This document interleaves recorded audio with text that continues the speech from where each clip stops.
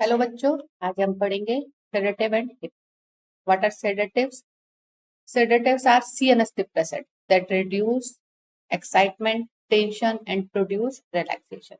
It means कि हमारे CNS को डिप्रेस करके हमारे एक्साइटमेंट को कम करते हैं, टेंशन को रिड्यूस करते हैं. इट मीन्स पेशेंट को ये काम करते हैं, शांत करते हैं. Then hypnotics. Hypnotics are drugs that depress CNS and induce sleep similar to the natural sleep. ये स्लीप इंड्यूस करने वाली ड्रग्स जो है उनको हम क्या बोलते हैं बेटा? हिप्नोटिक्स बोलते हैं.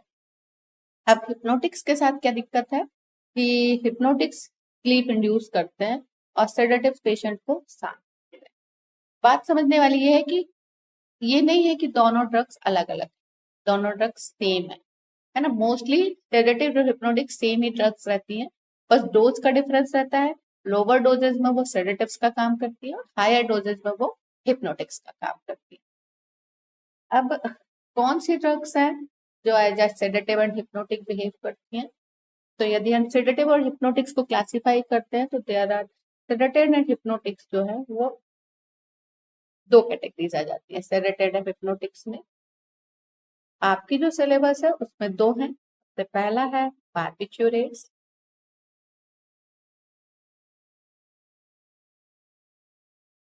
और दूसरा है बेंजोडाइजिपीन.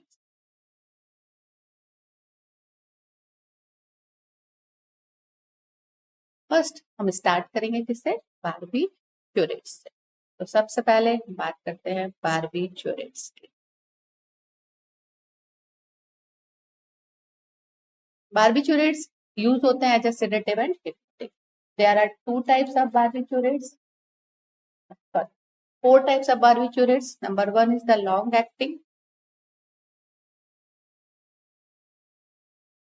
जिनका जो टी हाफ है वो होता है 6 और मोर देन 6 आवर्स. 6 घंटे या 6 घंटे से ज्यादा जब होगा तो उनको हम क्या बोलेंगे? Long acting barbiturates. आपके सिलेबस के अकॉर्डिंग ड्रग्स करेंगे, एक्स्ट्रा ड्रग्स नहीं करेंगे. आपके सिलेबस में सिर्फ 3 ड्रग्स है: barbital, mephobarbital and phenobarbital. Barbital, मीफोबार्बिटल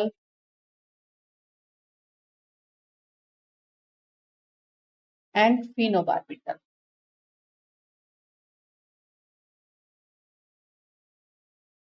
ठीक है, ये हो गई कौन सी? Long acting. फर्स्ट कैटेगरी है लॉन्ग एक्टिंग बार्बिट्यूरेट्स. इनकी टी हाफ जो होती है वो कितनी होती है? 6 घंटे. 3 ड्रग्स है इसमें: बार्बिटल, मीफोबार्बिटल एंड फिनोबार्बिटल. नेक्स्ट इसके बाद नेक्स्ट कैटेगरी है इंटरमीडिएट एक्टिंग.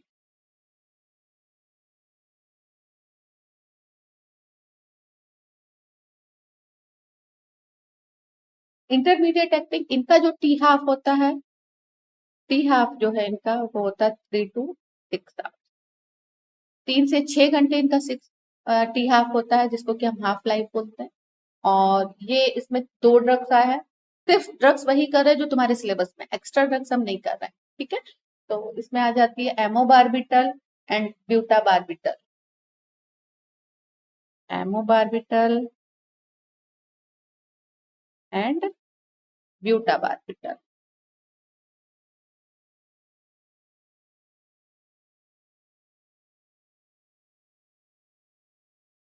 ठीक है, ये हो गया कौन सा? Intermediate acting barbiturates. देन इसके बाद बारी आती है किसकी? Short acting barbiturates. इनका जो टी हाफ होता है बेटा, शॉर्ट एक्टिंग बार्बिट्यूरेट्स का टी हाफ जो है वो कितना होता है? Less than 3 hours. Less than 3 hours. T half जो होगा उनका कितना होगा? 3 घंटे से कम होगा. लेस देन 3 आवर्स इनका टी हाफ होगा. और इसमें जो ड्रग्स आ जाती है वो उसमें पेंटोबार्बिटल और सीकोबार्बिटल.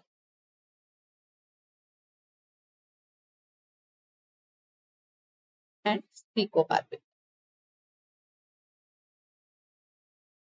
ठीक है, नेक्स्ट इसके बाद आता है ultra short acting barbiturates. Ultra short acting barbiturate.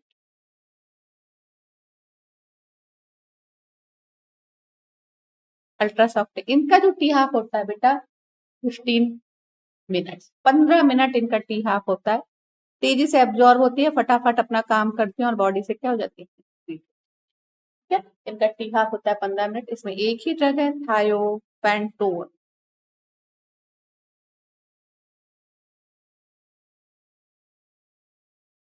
Thiopentone sodium लिखा रहता है अक्सर, सोडियम सॉल्ट होता है। ठीक है, ये कौन सी ड्रग होगी? Ultra short acting barbiturate. ठीक है, इसके बाद अब हम करेंगे इनके स्ट्रक्चर्स। जो भी आपके सिलेबस में स्ट्रक्चर है हम सिर्फ वही ड्रग्स करेंगे जिनका जो आपके सिलेबस में है। एकदम सिंपल सा इनका क्लासिफिकेशन जो मैंने बताया, long acting, intermediate acting, short acting और अल्ट्रा शॉर्ट एक्टिंग। तो सबसे पहले स्टार्ट करते हैं किससे? Long acting. इसमें दो ड्रग्स हैं, बार्बिटल और फिनोबार्बिटल। ठीक है, स्ट्रक्चर बहुत सिंपल सा स्ट्रक्चर है।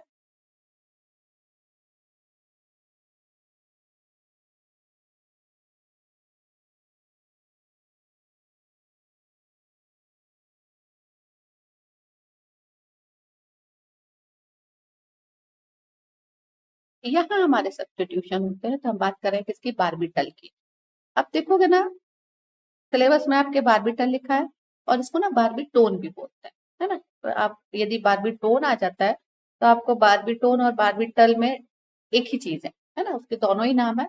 यहाँ पर सब्स्टिट्यूएंट है C2H5, एथिल सब्स्टिट्यूएंट है। यहाँ पे भी क्या होना है? C2H5। यदि हम नंबरिंग करते हैं तो देखो NH, यहाँ से नंबरिंग करना शुरू करेंगे। 1 1 2 3 4 5 एंड 6। ठीक है, तो मेनली सब्स्टिट्यूशन कहाँ आ रहा है? 5 नंबर कार्बन पे। 5 नंबर पे हमने क्या क्या लगाया? C2H5 और C2H5 लगाया, तो हमारा क्या बन गया? बार्बिटल बन गया। इसके बाद नेक्स्ट आएगा दूसरी ड्रग जो तुम्हारे सिलेबस में है, वो है फिनोबार्बिटल। नाम से ही समझ में आएगा बेटा, देखो फिनोबार्बिटल। तो क्या मतलब निकला कि एक एथिल ग्रुप लगा कर क्या लगा देना? फिनाइल ग्रुप लगा देना हमें।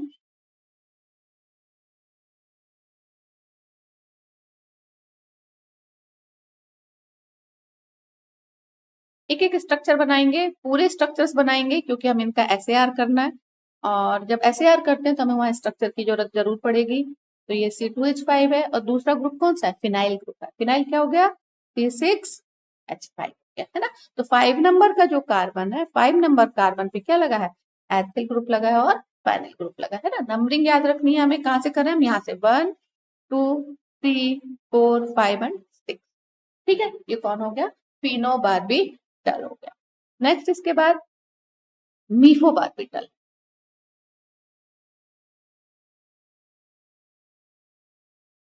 मीफोबार्बिटल फिर से बता रही हूँ बेटा, सेम स्ट्रक्चर्स हैं लेकिन हर बार हम रिंग बनाएंगे, इसलिए क्योंकि हमें ये जितनी बार हम बनाएंगे उतनी बार बनाने से फायदा ये होगा कि हमें चीजें क्या होंगी? याद होंगी, है ना? मीफोबार्बिटल में सिर्फ देखो नाम क्या आ रहा है? मी मतलब मैथिल ग्रुप, है ना? मी का मतलब मैथिल ग्रुप। तो जो 1 नंबर का नाइट्रोजन है वहां पे क्या लगा हुआ है? CH3 लगा हुआ है। ठीक है, बाकी सेम टू सेम इसमें क्या आ जाता है? C2H5 आ जाएगा और यहाँ पे आ जाएगा क्या? Phenyl group C6H5। ठीक है, तो फिनोबार्बिटल में हम 1 नंबर नाइट्रोजन पे मैथिल ग्रुप लगा देते हैं तो क्या बन जाता है बेटा? मीफोबार्बिटल। तो यहाँ हम डिफ्रेंशिएट कर लेंगे, क्या आ जाएगा? यहाँ पे मैथिल ग्रुप आ जाएगा। ठीक है, नेक्स्ट इसके बाद बारी आती है किसकी? एमोबार्बिटल।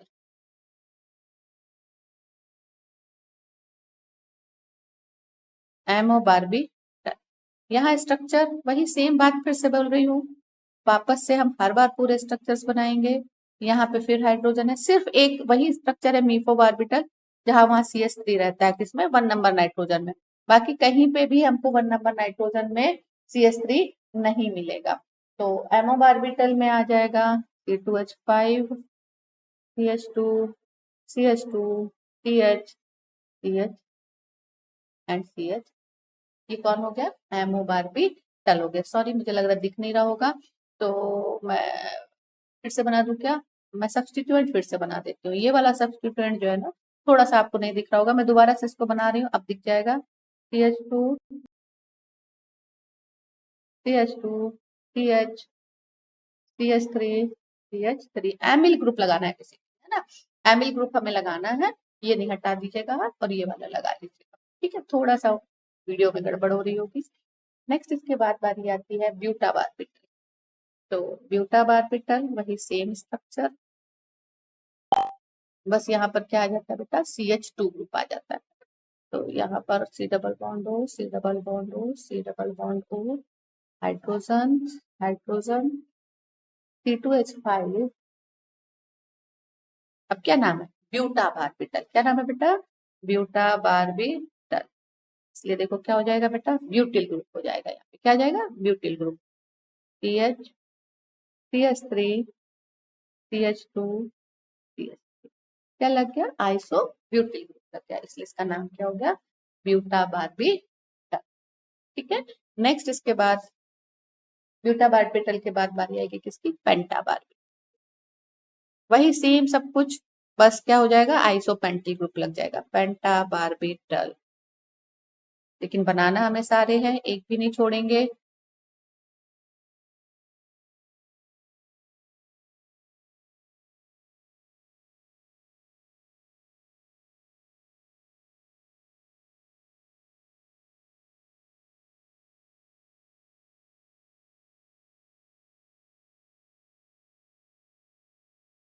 क्या हो गया, पेंटा बारबिटल। देखो क्या ग्रुप लग गया, आइसोपेंटिल ग्रुप लगा। नेक्स्ट इसके बाद पेंटा बारबिटल के बाद सीको बार,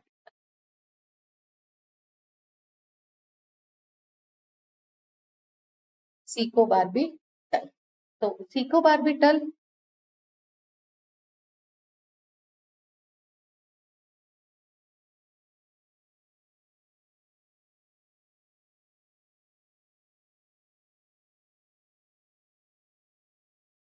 यहाँ पे ना एलिल ग्रुप है ना। अभी तक हमने क्या पढ़े थे, C2H5 पढ़ा था, लेकिन यहाँ पर क्या आ जाता है बेटा, एलाइल ग्रुप आ जाता है, CH2 CH double bond CH। ठीक है, और यहाँ पे वही सेम पेंटिल ग्रुप है।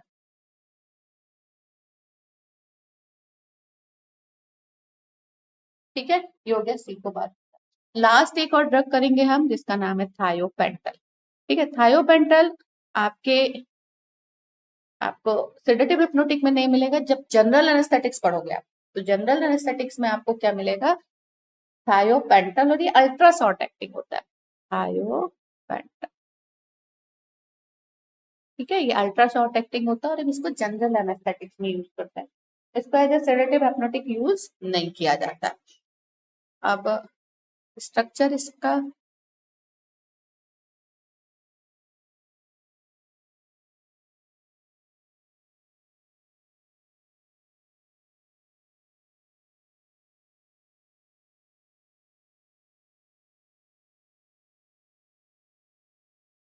ठीक है।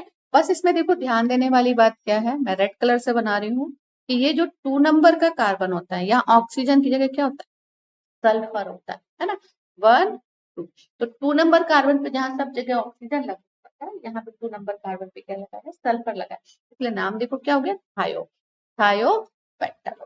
ठीक है, इसके बाद नेक्स्ट ये हो गया क्या कंप्लीट बेटा, क्लासिफिकेशन, है ना। अभी हमने क्या पढ़ा, बारबिटूरेट्स का क्लासिफिकेशन, कौन कौन से, long acting, intermediate acting, short acting and ultra short acting, सबके स्ट्रक्चर्स कर लिए। उसके बाद अब आगे बारी आएगी किसकी बेटा, सिंथेसिस। एकदम सिंपल सी, बहुत ही इजी सिंथेसिस, हमारे तुम्हारे सिलेबस में सिर्फ एक ही कंपाउंड की सिंथेसिस है। किसकी सिंथेसिस है, बारबीटल की। अभी फिर से बताया मैंने एक बार और, इसको हम बारबीटोन भी बोलते हैं, बारबीटल और बारबीटोन। सिंथेसिस एकदम से सिंपल सी सिंथेसिस है। ये स्टार्ट कहाँ से हो रही है, ये स्टार्ट होती है किससे, यूरिया से, है ना। स्ट्रक्चर ऑफ यूरिया सबको आता है, structure of urea, NH2 NH NH2CO NH2 क्या बन गया, यूरिया बन गया। ठीक है, यूरिया रिएक्ट करता है किसके साथ बेटा, मैलिक एसिड के साथ। मैलिक एसिड का स्ट्रक्चर आपने थर्ड सेम में पढ़ा होगा, CH2 C double O H, ठीक है, और C डबल O, है ना। यहाँ क्या होगा बेटा, मैलिक एसिड का OH और एमीन का क्या, H, एमीन का H और मैलिक एसिड का OH, क्या निकाल देगा, 1 मॉलिक्यूल ऑफ वाटर रिलीज करेगा, minus, sorry 2 molecule of water क्या करेगा, रिलीज बनेगा। फॉर्मेशन किसका होगा बेटा, फॉर्मेशन बनेगा किसका होगा, बारबिट्यूरिक एसिड बनेगा। ठीक है, बारबिट्यूरिक एसिड बनेगा, एकदम सिंपल सा स्ट्रक्चर। वही बात देखो, nitrogen H, C double bond O, NH,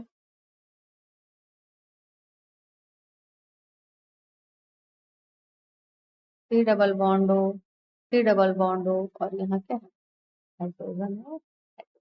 ठीक है, यदि हम नंबरिंग करते हैं बेटा तो देखो क्या हो जाएगी, 1 2 3 4 5 और 6।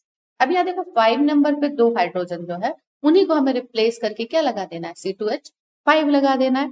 तो अब क्या करेंगे आगे, नेक्स्ट इसके आगे अभी हमारे पास क्या आ गया है, बारबिट्यूरिक एसिड आ गया। ठीक है, ये बारबिट्यूरिक एसिड हमको मिल गया है। सॉरी, अगेन फिर से करते हैं, थोड़ा सा गड़बड़ हो रहा था। नाइट्रोजन है, यहाँ हाइड्रोजन अटैच है, यहाँ हाइड्रोजन अटैच है, C डबल बॉन्ड O आ गया, C डबल बॉन्ड O आ गया, C डबल बॉन्ड O, और ये 2 हाइड्रोजन। क्या करना है हमें बेटा, ये हाइड्रोजन लगा हटा के क्या लगाना है, C2H5 लगाना है, एथिल ग्रुप लगाना है। तो हम क्या करेंगे, इसको हम रिएक्ट कराएंगे एथिल ब्रोमाइड के साथ। किसके साथ रिएक्ट कराएंगे, एथिल ब्रोमाइड के साथ। तो 2 मॉलिक्यूल एथिल ब्रोमाइड के लगेंगे, ये हमारे पास बारबिट्यूरिक एसिड है। और कौन है ये, एथिल ब्रोमाइड।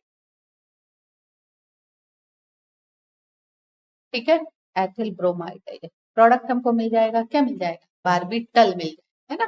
क्या निकल जाएगा, माइनस क्या हो जाएगा, 2 मॉलिक्यूल किसके बाहर निकलेंगे, HBr। कैसे बेटा, ये Br और ये 2 हाइड्रोजन। ठीक है, क्या निकल गया, माइनस HBr निकल गया, ये आके से जुड़ जाएगा, एकदम सिंपल सा मॉलिक्यूल स्ट्रक्चर आ जाएगा हमारे पास। हाइड्रोजन,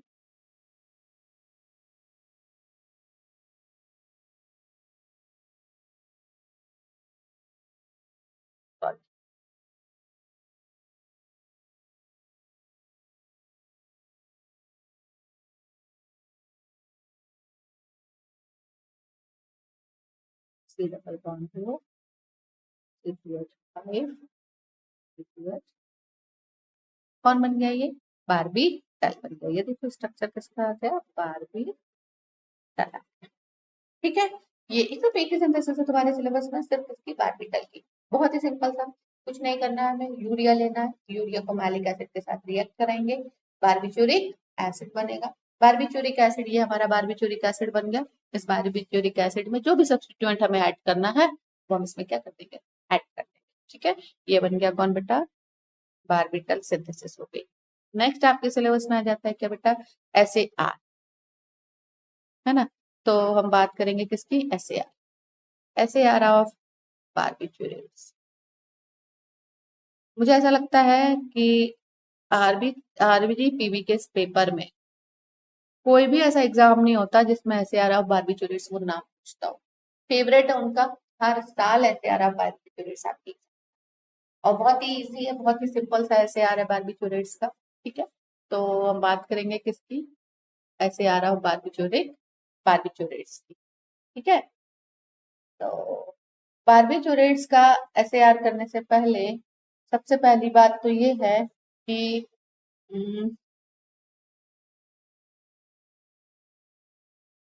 फिर लगा थोड़ी देर में करते हैं अब, है ना।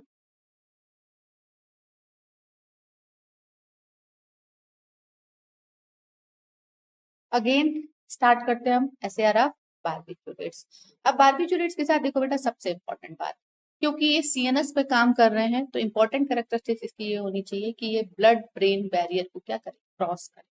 जब तक ये CNS पे या ब्रेन में नहीं पहुंचेगा अपना काम नहीं कर पाएगा। क्यों, क्योंकि क्या है, ये CNS डिप्रेसेंट है, तो इनको क्या क्रॉस करना है, ब्लड ब्रेन बैरियर को क्या करना है, क्रॉस करना है। और ब्लड ब्रेन बैरियर को क्रॉस करने के लिए बेटा सबसे पहली कैरेक्टरिस्टिक्स ये होती है कि ये क्या हो, इनकी एक पर्टिकुलर रेशियो हो, किसका, अनआयोनाइज्ड और आयोनाइज्ड का, इसकी एक प्रॉपर वैल्यू हो, किसकी, एसिडिटी कांस्टेंट की। तो सबसे पहली प्रॉपर्टी बारबिट्यूरेट्स की, एक गुड बारबिट्यूरेट के लिए अंदर सबसे पहली प्रॉपर्टी ये होती है बेटा कि द एसिडिटी कांस्टेंट के ए, एसिडिटी कांस्टेंट के ए की जो वैल्यू है एक सर्टेन लिमिट में होनी चाहिए।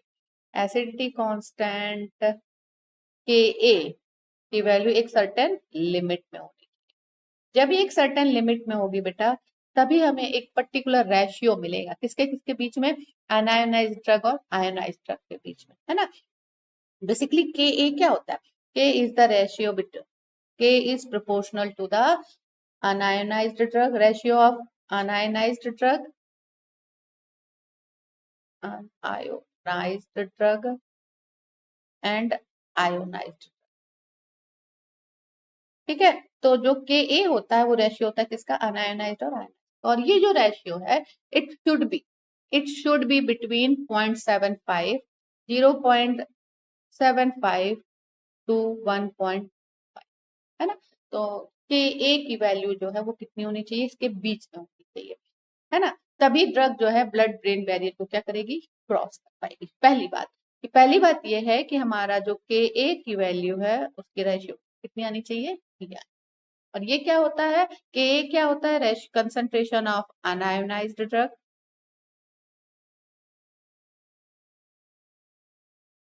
And concentration of ionised drug का क्या है, ये रेशियो, ठीक है बेटा।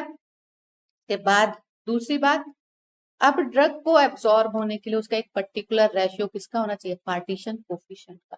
ड्रग जो है ना हमारी वो बेटा लिपिड सॉल्युबल भी होनी चाहिए और वाटर सॉल्युबल, दोनों कैरेक्टरिस्टिक ड्रग में होनी चाहिए। तो जो पार्टीशन कोफिशिएंट,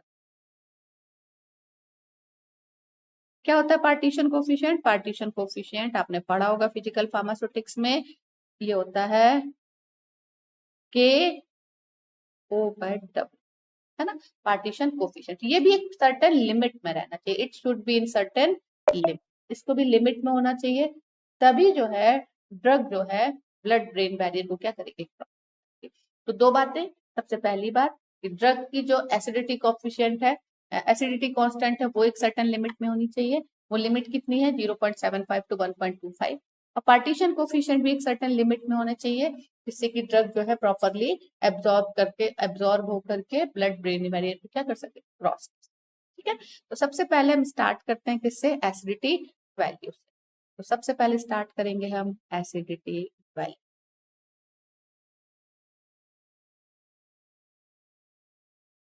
ठीक है। एसिडिटी वैल्यू में अब बार्बिट्यूरेट्स को ना एसिडिटी वैल्यू के अकॉर्डिंग दो कैटेगरीज में डिवाइड किया गया, ठीक है। On the basis of acidity value barbiturates are of two type, active class और इनएक्टिव क्लास। तो सबसे पहले बात करेंगे किसकी, हम एक्टिव क्लास।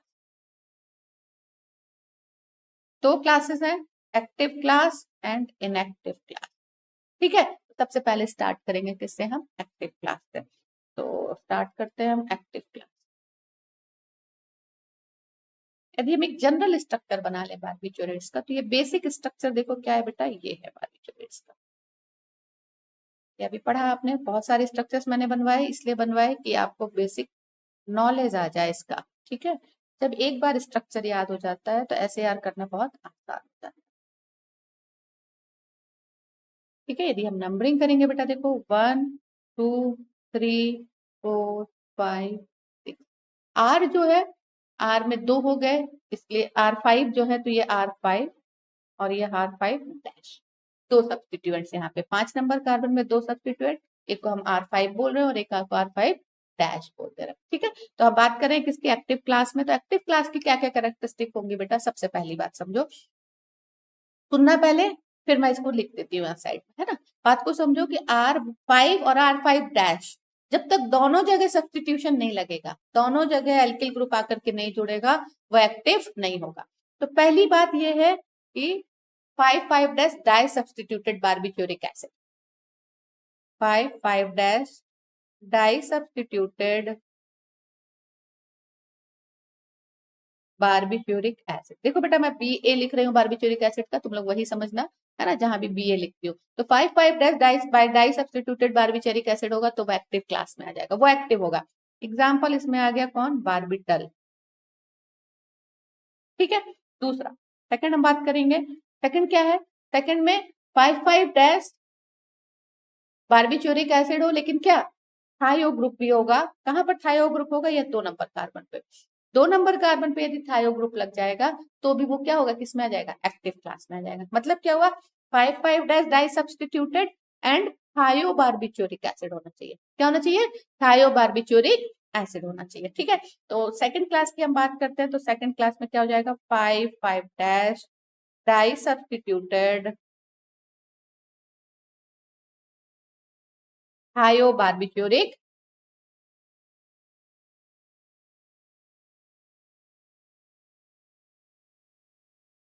थायोबार्बिट्यूरिक। ठीक है, इसके बाद तीसरी क्लास देखो, एक एक क्लास करेंगे, हर का एक एक एग्जाम्पल करेंगे। इसमें कौन आ जाएगी ड्रग, इसमें आ जाएगी आपकी ड्रग थायोपेंटल। एग्जाम्पल आ जाएगा इसमें थायोपेंटल। ठीक है, एग्जाम्पल आ गया कौन, थायोपेंटल। नेक्स्ट इसके बाद बेटा थर्ड क्लास, थर्ड क्लास में आ जाएगी कौन सी, थर्ड क्लास में आ जाएगा आपका 1,5,5 dash try substituted barbituric acid. मेरी बात समझो, 5,5 डैश में तो सब्सटीट्यूशन करना ही करना है ना, कहाँ कहाँ कर रहे हैं हम, देखो ये 5 डैश 5 और 5 डैश में सब्सटीट्यूशन तो कर ही रहे हैं, साथ में हम कहाँ कर रहे हैं, ये जो हाइड्रोजन है 1 नंबर पे, इस हाइड्रोजन को हटा कर पे भी हम क्या लगा दे रहे हैं, मैथिल ग्रुप या कोई और ग्रुप लगाते हैं, तब भी वो किस क्लास में आता है, एक्टिव क्लास में आ जाता है। ठीक है ना, तो इसमें एग्जाम्पल आ जाता है किसका, मीफोबार्बिटल का। देखो जनरल स्ट्रक्चर मैंने लिख दिया था, अब तुम जो है ना एक एक क्लास हम लिखेंगे यहाँ पे और सबका एग्जाम्पल लिखेंगे। सबसे पहली बात आ रही है 5,5 dash di substituted barbituric acid, 5,5 dash di substituted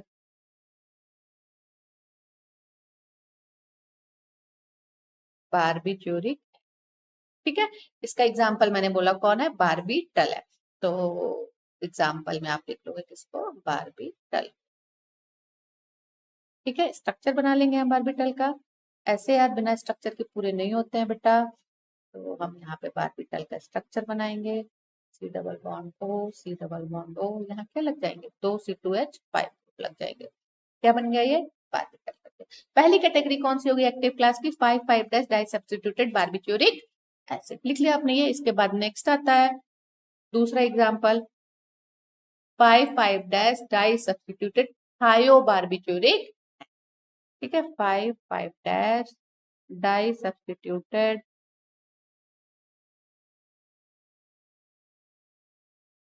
थायोबार्बिट्यूरिक, थायोबार्बिट्यूरिक है ना, थायोबार्बिट्यूरिक। तो इसका स्ट्रक्चर हम बना लेते हैं,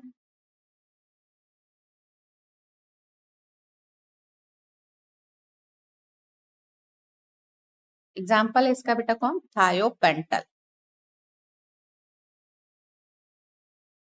ठीक है, ये आ गया थायोपेंटल।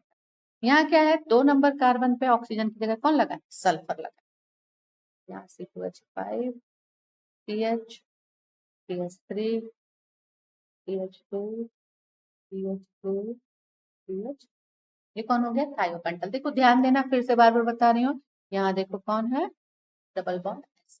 ठीक है, ये कौन हो गया, थायोपेंटल, है ना। तो 5,5 di substituted 5,5 dash di substituted thiobarbituric. Next इसके बाद थर्ड कैटेगरी जो एक्टिव क्लास में आती है उसमें बेटा 1,5,5 डैश ट्राई सब्स्टिट्यूटेड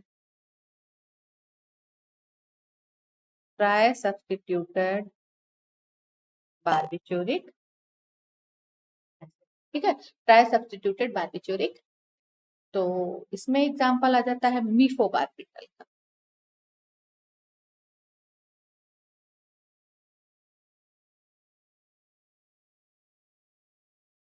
ठीक है, स्ट्रक्चर बना के देती हूँ आपको मीफोबार्बिटल का, देखो ध्यान देना, फिर से याद कराया, मैंने बताया था तुमको कि सिर्फ एक ही ड्रग है जिसमें 1 नंबर नाइट्रोजन पे कौन लगता है, CH3। मैथिल ग्रुप मी, मीफो, ये एमी का मिथाइल ग्रुप है यहाँ पर। ठीक है, यहाँ पे भी ऑक्सीजन, यहाँ हाइड्रोजन। अब दूसरा देखो क्या है, पीएच मतलब फिनाइल, C6H5 और फिर यहाँ पे C2H5, है ना। तो ये किस कैटेगरी में आ गई बेटा, एक्टिव क्लास में। ये 3 कैटेगरीज हैं जो किसमें आ रही हैं, एक्टिव क्लास में आ रही है। ठीक है, नोट कर लिया। नोट करने के बाद आगे देखो, आगे बढ़ते हैं बेटा। नेक्स्ट आता है इसके बाद इनएक्टिव क्लास। ऐसी कौन सी ड्रग्स होंगी जो क्या होंगी, इनएक्टिव क्लास में आएंगे। ऐसे कौन से सब्स्टिट्यूशन हम करेंगे कि वो किस में आ जाएंगे बेटा, इनएक्टिव क्लास में। सेकंड कैटेगरी में आ जाते हैं कौन से, इनएक्टिव क्लास। सिंपल सी बात, वही फिर से सेम स्ट्रक्चर हम जो बार बार बना रहे हैं, इसमें यहाँ ध्यान देने वाली बात है, पहले समझ लेंगे उसके बाद फिर लिखेंगे। हाँ Piyush,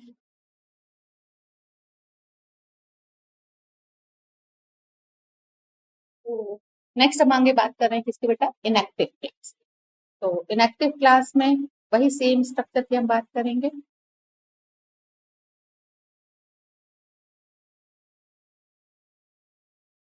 R5 and R5, 1 2 3 4 5 and 6।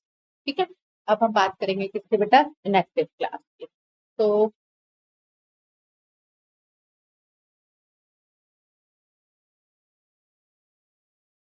Inactive class में जो ड्रग्स आती हैं, इनएक्टिव क्लास इट मीन्स कि वो एज अ बार्बिचुरेट बिहेव नहीं करेंगे।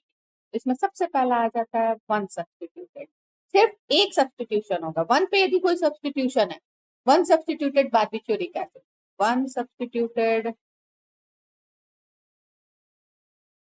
बार्बिचुरिक एसिड।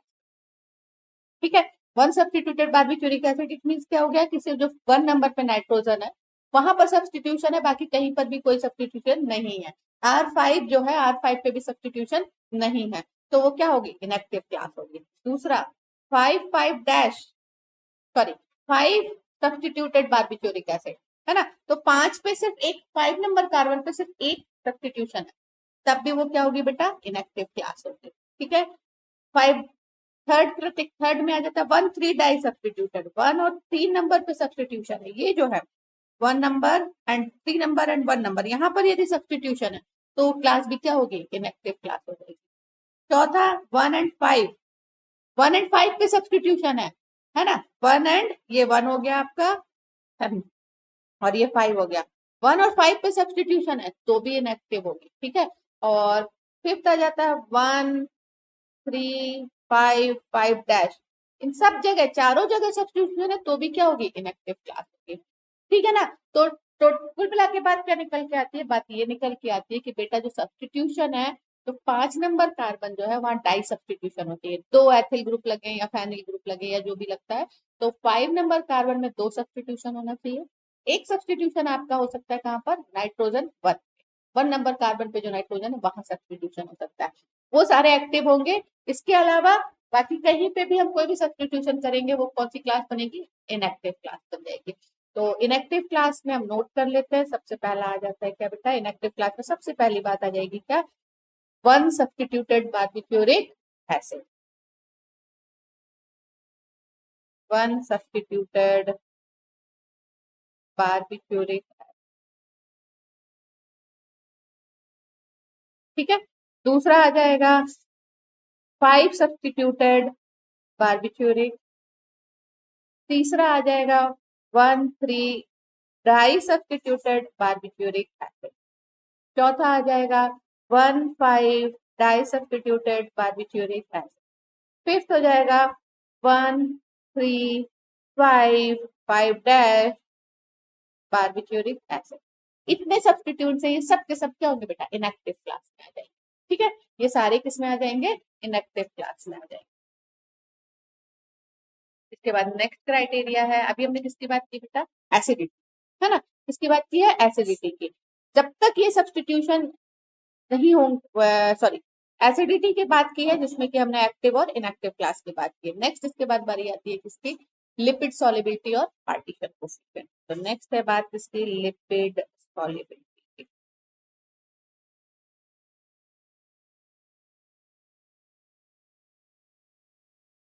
अब एक बार जब हमारा एसिडिटी वाला क्राइटेरिया पूरा हो गया, तो मेन एसिडिटी वाले क्राइटेरिया में क्या है कि 5 नंबर कार्बन पे डाई सब्स्टिट्यूशन होना चाहिए। ठीक है ना, जब ये क्राइटेरिया कंप्लीट हो गया तब हम किसको कैलकुलेट करेंगे बेटा, पार्टीशन कोफिशिएंट को, पार्टीशन कोफिशिएंट है ना, पार्टीशन कोफिशिएंट को कैलकुलेट करेंगे। तो इसका बेसिक स्केलेटन, अगेन फिर से हम उसके बेसिक स्केलेटन की बात कर लेते हैं। हमारा बेसिक स्केलेटन ये है,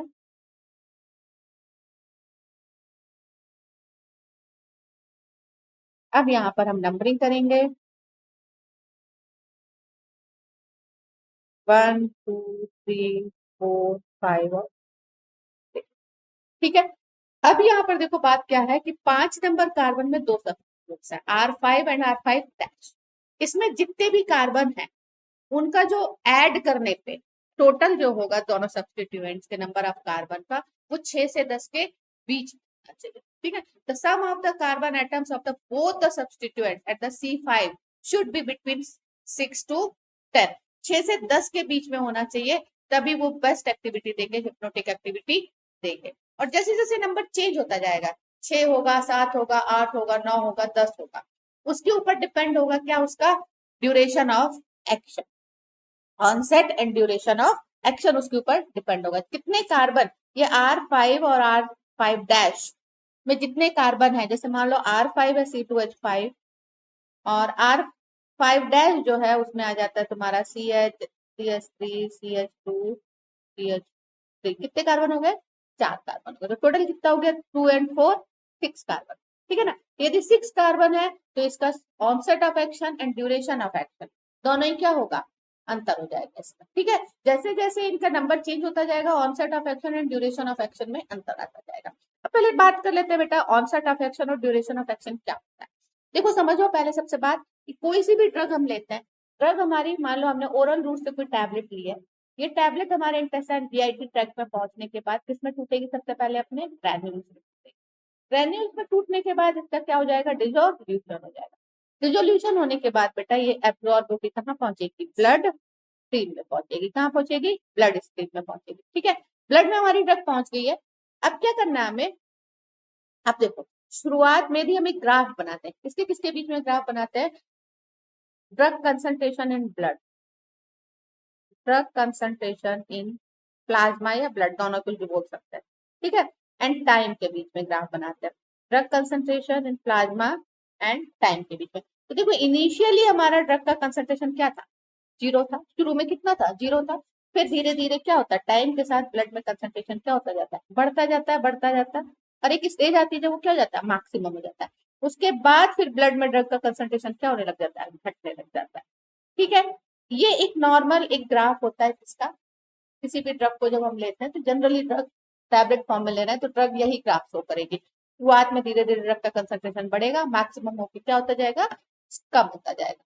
अब देखो कोई भी ड्रग तुरंत ही काम करना स्टार्ट नहीं करती, ड्रग को अपना काम करने के लिए, जैसे मान लो पैरासिटामोल ही खा रहे हैं तो वो फीवर उतारने में आधा घंटा 40 मिनट लेती है, 30 मिनट से 40 मिनट का टाइम लगता है। तो जब जिस पर्टिकुलर टाइम पे ड्रग काम करना शुरू करती है, जैसे मान लो ये 30 मिनट के बाद ड्रग, इस 30 मिनट के बाद ड्रग अपना काम करना शुरू कर रही है। ठीक है ना, तो ये जो टाइम होता है, इस टाइम को हम क्या बोलते हैं, ऑनसेट ऑफ एक्शन बोलते हैं। क्या बोलते हैं बेटा, ये जो टाइम था 30 मिनट का, इसको हम क्या बोल देते हैं, ऑनसेट ऑफ।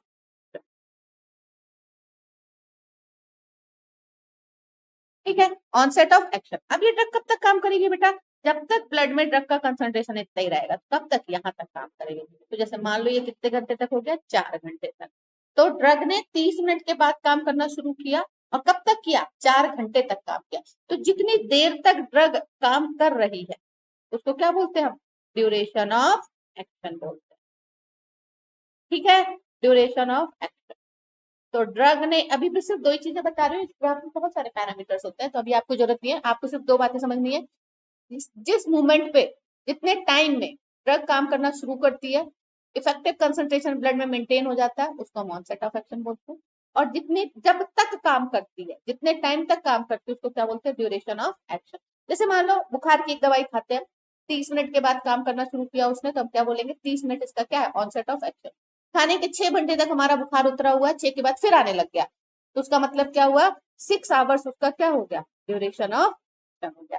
एक पैरासिटामोल का ड्यूरेशन ऑफ एक्शन 500 mg की गोली का ड्यूरेशन ऑफ एक्शन कितना हुआ, 6 आवर्स हुआ। ऑनसेट ऑफ एक्शन कितना हो गया, 30 मिनट हो गया। यही बात हम कर रहे हैं कि जो हमारे बारबिट्यूरेट्स हैं उनका जो C5 एंड C5 डैश पे नंबर ऑफ कार्बन है जितने, उनका ऐड करने के ऊपर, ऐड करने पे जो सम आ रहा है वही डिसाइड कर रहा है उसका क्या बेटा, कि ड्रग जो है हमारी वो long duration of action show कर रही है या short duration of action show कर रही है। ठीक है, तो इसी के अकॉर्डिंग हम एक टेबल बनाते हैं। तो सबसे पहले आ जाता है सम ऑफ वैल्यू। ठीक है, दूसरा ड्यूरेशन ऑफ एक्शन,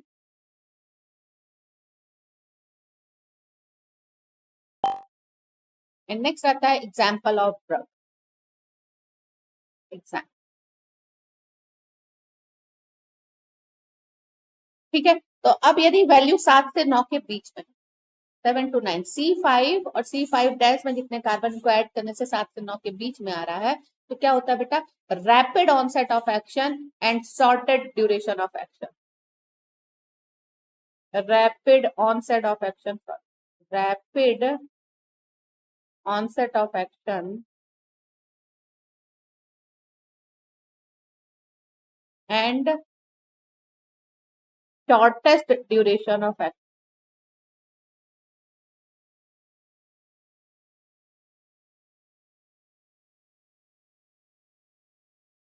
ठीक है, फर्स्ट बात, पहली बात।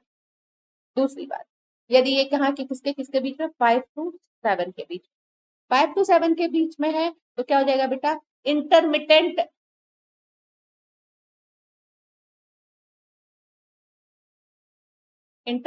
Duration of intermittent duration, onset of action and duration of action, दोनों चीजें क्या हो जाएंगी, इंटरमिटेंट हो जाएंगी। थर्ड आ जाएगा तुम्हारा 4।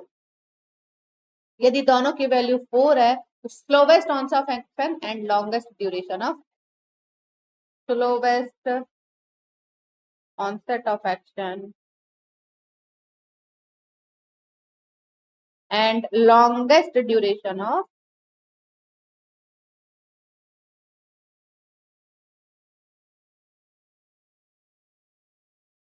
longest duration of action। देखो 4 किस ड्रग में, 4 किस में ऐड आता है बेटा, मैंने बताया था आपको, बारबीटल।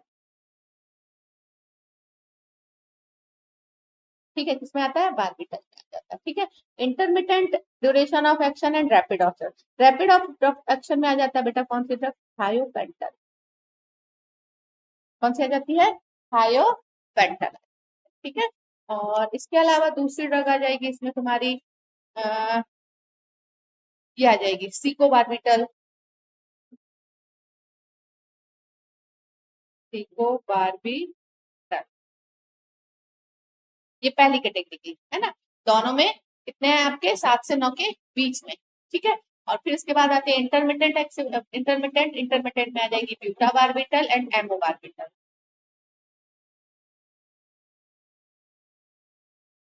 ब्यूटाबार्बिटल,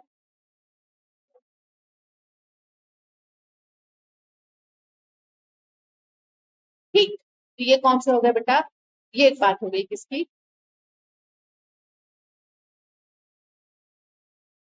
पार्टीशन कोफिशिएंट की हमने बात कर ली है। इसके बाद की हमने ये पार्टीशन कोफिशिएंट की बात की है। ठीक है, अब इसके बाद देखो और भी बात है। अब ये हमने सारी चीजें लगा ली हैं, बात की है किसकी, और सेट ऑफ एक्शन की और इन सारी चीजों की। अब इसके बाद नेक्स्ट बात आती है बेटा कि और चीजें क्या है, ब्रांचिंग कितनी है, स्टीरियो आइसोमर्स क्या है, फिर उसके बाद एरोमेटिक लगाने से क्या हो रहा है, अनसेचुरेटेड लगाने से क्या हो रहा है, थायो ग्रुप लगाने से क्या हो रहा है। तो ये 4 पॉइंट और है, इनको करेंगे इसके बाद। सबसे पहली बात, सबसे पहली बात क्या है, ये बोल रहा है कि greater the branching more potent will be the product. Next point आता है इसके बाद, third point, greater the branching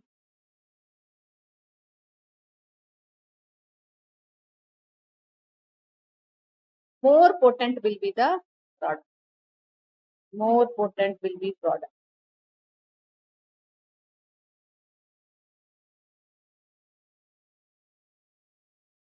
ठीक है, greater the branching more potent will be product या drug.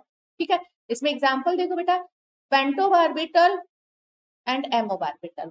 Pentobarbital is more potent than amobarbital. Example आ जाएगा इसमें, pentobarbital is more potent than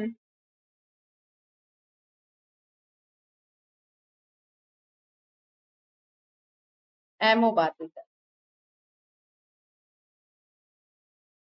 दोनों का स्ट्रक्चर करेंगे हम, पेंटो ऑर्बिटल का भी करेंगे और एमो ऑर्बिटल का भी करेंगे।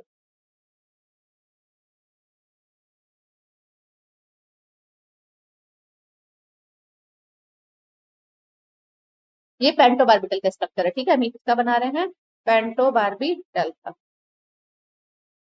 पूरा लिखना आप, पेंटो ऑर्बिटल। यहाँ पर देखो पेंटो ऑर्बिटल में क्या होगा, C2H5 और यहाँ पे isopentyl group CH CH3 CH2 CH2 CH।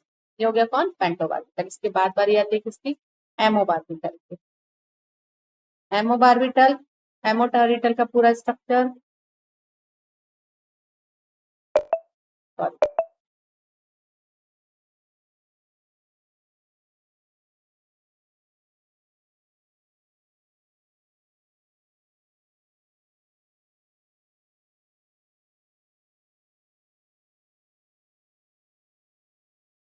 ठीक है। अब एमो ऑर्बिटल में यहाँ पर क्या होता है बेटा, ब्रांचिंग का अंतर हो जाता है ना। ब्रांचिंग का अंतर देखो, स्टार्टिंग से ब्रांचिंग नहीं होगी। यहाँ पे आ जाएगा CH2 CH2 CH CH3 CH। ठीक है, तो यहाँ देखो, यहाँ स्टार्टिंग से ही ब्रांचिंग है। यहाँ देखो ये ब्रांच कहाँ से हो रही है, स्टार्टिंग, यहाँ पे ब्रांचिंग है, ठीक है ना। यहाँ पर ब्रांचिंग है और यहाँ देखो, यहाँ शुरुआत में ब्रांचिंग नहीं है। तो जितनी ज्यादा ब्रांचिंग स्टार्टिंग में, जहां से ज्वाइन हो रहा है, अटैच हो रहा है हमारा एल्के सब्स्टिट्यूएंट, वहां पर जितनी ज्यादा ब्रांचिंग होगी उतनी ज्यादा क्या होगी, उसकी पोटेंसी होगी, ठीक है ना। तो पेंटो ऑर्बिटल में ब्रांचिंग ज्यादा है, इसलिए ज्यादा पोटेंट है किसके कंपैरिजन में, एमो ऑर्बिटल में। जबकि दोनों में नंबर ऑफ कार्बन क्या है, सेम। दोनों में carbon of number of carbon क्या है, सेम। नेक्स्ट इसके बाद फोर्थ पॉइंट आता है। फोर्थ पॉइंट क्या बोल रहा है, साइक्लिक या अनसैचुरेटेड चेन लगाने से क्या होता है, एफिकेसी क्या होती है, घट जाती है। Decreases the duration of action and potency. Cyclic या अनसैचुरेटेड चेन लगाने से C5 पे ड्यूरेशन ऑफ एक्शन भी घट जाता है और पोटेंशियल भी घट जाती है। तो साइक्लिक और unsaturated substituents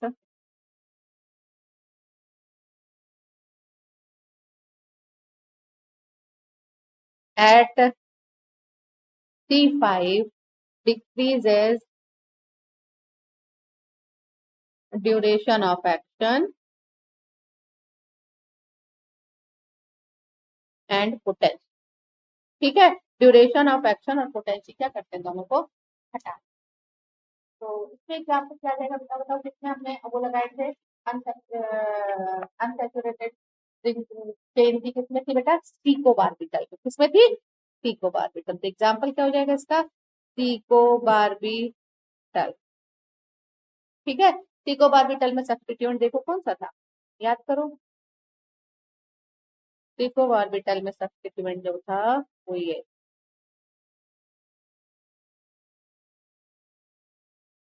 CH2 CH double bond CH2, कौन सा ग्रुप लग गया, एलिल ग्रुप लग गया।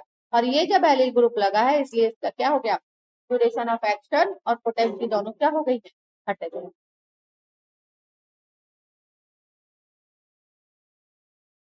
ठीक है, ये क्या हो गया बेटा, सी को बार भी कर दिया। नेक्स्ट पॉइंट इसके बाद आता है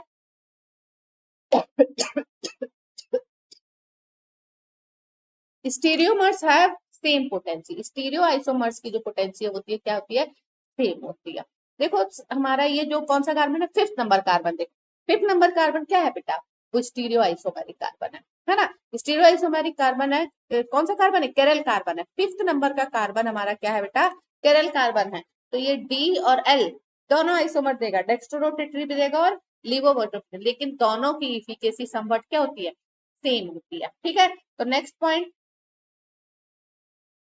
बोल रहा है स्टीरियोमाइसोमर्स है सेम पोटेंसी, कोई अंतर नहीं होता, डी भी उतना ही काम करता है और एल भी उतना ही काम करता है। तो stereo isomers have same potency. ठीक है, कौन सा नंबर का कार्बन केरल कार्बन है, 5 नंबर का कार्बन, 5C। 5 कार्बन कौन सा कार्बन है, केरल कार्बन है। कभी कभी क्वेश्चन पूछता है गेट में, ये हमारे बारबिक्यूरेट्स में कौन सा कार्बन केरल कार्बन होगा, तो 5C कार्बन जो है वो कौन सा होगा, केरल कार्बन होगा। ठीक है, नेक्स्ट इसके बाद आता है, नेक्स्ट पॉइंट आता है, इसमें क्या बोल रहा है, introduction of halogen into the C5 substitution increases the potential. तो यदि हम हेलोजन ग्रुप लगा दें, introduction of halogen, halogen substituents to the C5, introduction of the halogen substituents, introduction of halogen to C5 substituent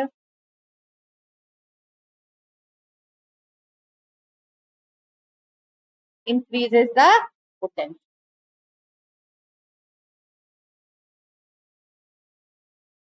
ठीक है, C5 पे जो substituents लगे, यदि हम इनमें हेलोजन लगा देते हैं, है ना, H हटा के Cl लगा देते हैं या फ्लोरीन लगा देते हैं, इफिकेसी क्या हो जाती है, पोटेंसी क्या हो जाती है, बढ़ जाती है।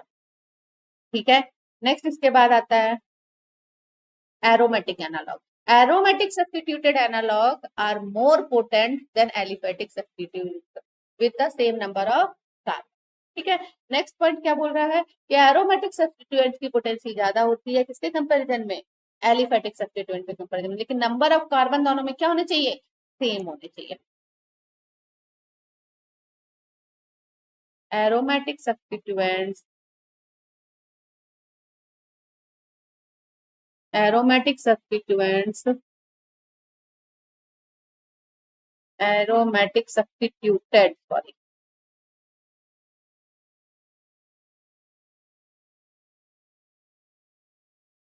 aromatic substituted analog,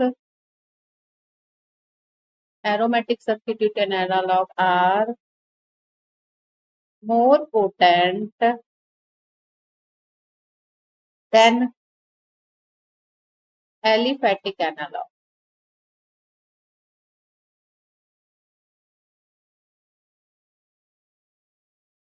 Then aliphatic substituted with same number of carbon।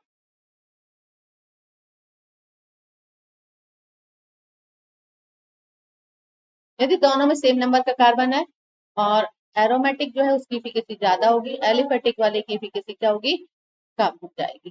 ठीक है, फिर लास्ट है, लास्ट पॉइंट है हमारा, क्या बोल रहा है, ये बोल रहा है कि यदि हम introduction of the polar substituent at C5 position into the aromatic group decreases the lipid solubility and the potency both। समझो बात को, क्या कह रहा है, introduction of polar substituents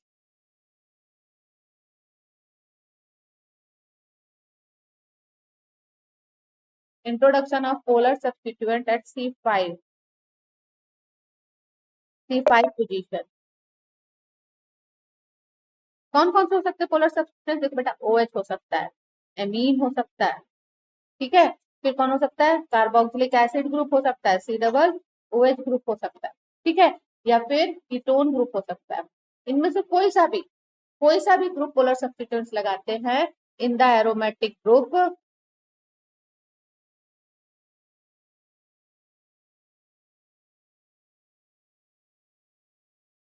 ठीक है, हमने जो फेनिल रिंग लगाई है उस फेनिल रिंग में यदि हम कोई सा भी पोलर ग्रुप लगा दें, फॉर एग्जांपल हमने OH लगा दिया है, ठीक है, तो क्या होता है, लिपिड सॉल्युबिलिटी भी घट जाती है और पोटेंसी भी घट जाती है, डिक्रीजेस लिपिड सॉल्युबिलिटी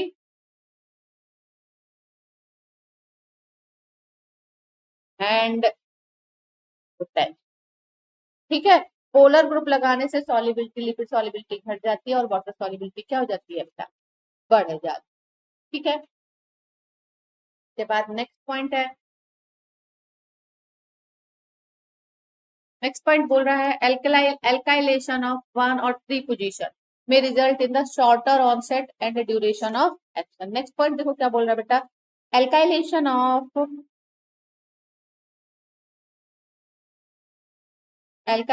ऑफ 1 और 3 पोजीशन एक नंबर नाइट्रोजन या 3 नंबर पे जो नाइट्रोजन है 1 और 3 पोजीशन क्या हो जाता है, results in shorter onset and duration of action. The duration of action भी घट जाता है और duration of shorter onset of action हो जाता है और ड्यूरेशन एक्शन भी हो जाता है, shorter onset and duration of action.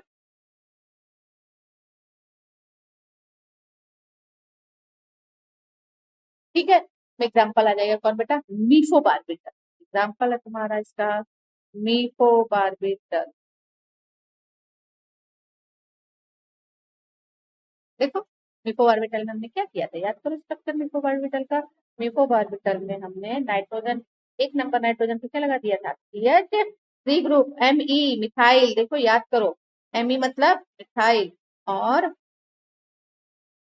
साथ में कौन है, फेनिल ग्रुप है, C6H5 है।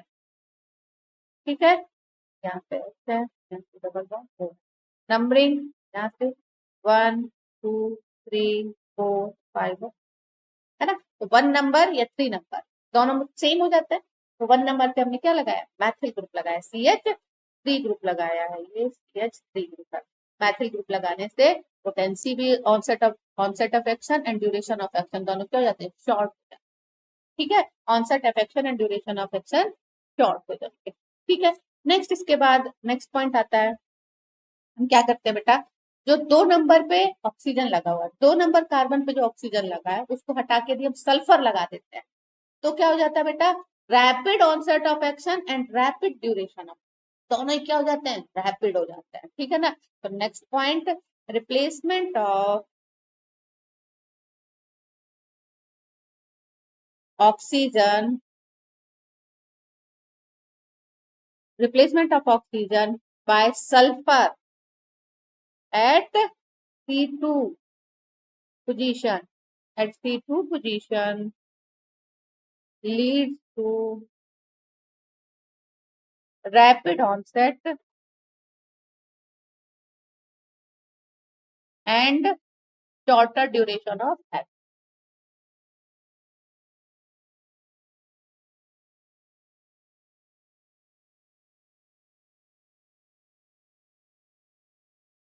एग्जाम्पल कौन सा हो जाएगा बेटा, बहुत आसान सा, कौन सा, थायोपेंटल। ठीक है, इसका एग्जाम्पल हो जाएगा थायोपेंटल। तो इसके लिए स्ट्रक्चर बना लेंगे हम, थायोपेंटल का आता है तुम सबसे, 2 नंबर कार्बन, यहाँ ऑक्सीजन की जगह कौन आ गया, सल्फर आ गया।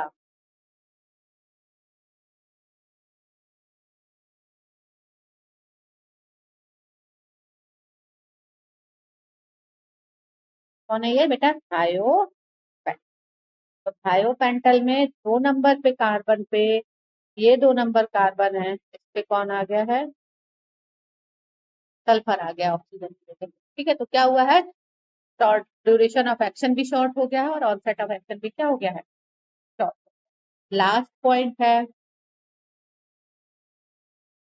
लास्ट पॉइंट है, ये क्या बोल रहा है, बोल रहा है कि यदि हम ऑक्सीजन लगा दें कहाँ पे, C4 और C6 पोजीशन पे, तो हिप्नोटिक एक्टिविटी हट जाती है। Replacement of oxygen by sulphur at C4 and C6 position decreases the,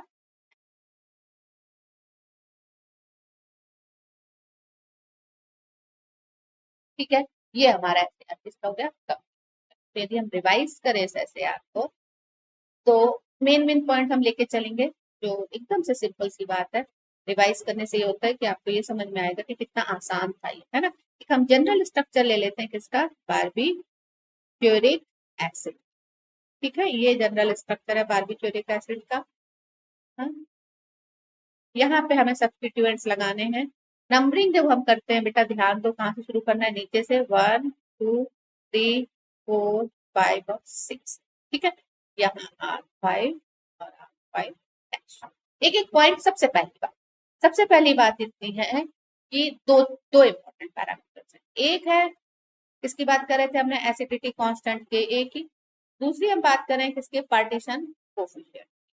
ये दो पैरामीटर्स हैं, ठीक है। तो सबसे पहली बात करेंगे किसकी, एसिडिटी की। एसिडिटी की जब हम बात करते हैं तो दो क्लासेस मिल जाती है, एक्टिव क्लास और इनएक्टिव क्लास। एक्टिव क्लास में सबसे इंपॉर्टेंट बेटा कि ये जो आर कार्बन नंबर 5 है, कार्बन नंबर 5 में दोनों ही सब्स्टिट्यूशन होने चाहिए, R5 भी होना चाहिए और 5 डैश भी होना चाहिए। तो मतलब 5 डैश डाई सब्स्टिट्यूटेड जितने होंगे बारबिटूरिक एसिड वो क्या होंगे, एक्टिव, ठीक है। इसके बाद दूसरी बात क्या है बेटा, 1 5 डैश ट्राई सब्स्टिट्यूटेड बारबिटूरिक एसिड है, वो भी क्या होंगे, एक्टिव होंगे।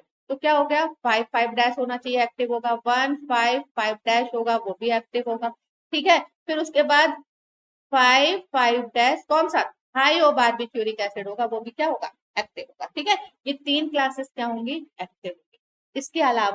इसके अलावा यदि हमने सिर्फ 5 सब्स्टिट्यूट बनाया, 1 सब्स्टिट्यूटेड बनाया, 1 3 6 सब्स्टिट्यूटेड बनाया, कोई भी सब्स्टिट्यूशन हम लगाएंगे वो क्या होंगे, इनएक्टिव हो जाएंगे। तो ये दो क्लासेस बनते, एक्टिव और इनएक्टिव। के बाद बारी आती है किसकी, पार्टीशन कोफिशिएंट। पार्टीशन कोफिशिएंट में जब हम बात कर रहे हैं तो हम क्या बोल रहे हैं, हम इसमें बात ये कर रहे हैं बेटा कि जो 5 नंबर कार्बन पे ये दो सब्स्टिट्यूएंट्स लगे हैं, R5 और 5 डैश, इनके नंबर ऑफ कार्बन को हम ऐड कर लेंगे। नंबर ऑफ कार्बन को ऐड करने के बाद हम ये देखेंगे कि कितने कार्बन, ठीक है। यदि 7 से 9 के बीच में कार्बन है तो हम मान वो क्या होते हैं बेटा, रैपिड ऑनसेट ऑफ एक्शन और शॉर्टेस्ट ड्यूरेशन ऑफ एक्शन होते हैं। 5 से 7 के बीच में तो उनका onset of action and duration of action दोनों क्या होगा, इंटरमीडिएट होगा। 4 होगा तो slowest onset of action and longest duration of action, ठीक है। इसके बाद वही बात, 5 नंबर का जो कार्बन है ये केरल कार्बन है, यदि ये दोनों ग्रुप सेम नहीं है, अलग अलग है, तो ये कार्बन क्या हो गया, केरल हो गया। तो डी और एल आइसोमर दोनों की इफिकेसी क्या होती है, सेम। ये 5 नंबर पे ये जो सब्स्टिट्यूएंट है, यदि इस पे हम क्या लगा दें, यदि ये फाइनल ग्रुप है C6H5 है, उस पे यदि हम कोई पोलर ग्रुप जोड़ देते हैं, क्या जोड़ देते हैं, पोलर ग्रुप जोड़ देते हैं, तो क्या होता है, इसकी पोटेंशियल क्या हो जाती है, घट जाती है।